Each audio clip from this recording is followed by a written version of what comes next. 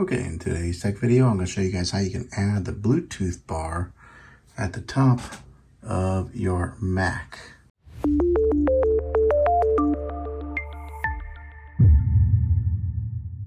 Okay, as you can see here, I don't have a Bluetooth bar at the very top of my Mac computer. This is the quick and easy way to do that. So you're going to want to go to the top or top left, go to settings, and then on settings, you're going to want to go to Control Center. Then on Control Center, you'll see where Bluetooth is there. And right now it says don't show a menu bar. Click on it. Show a menu bar. And voila. It's right there now. The second one over. That's how you add the Bluetooth icon to your top menu bar on your Mac.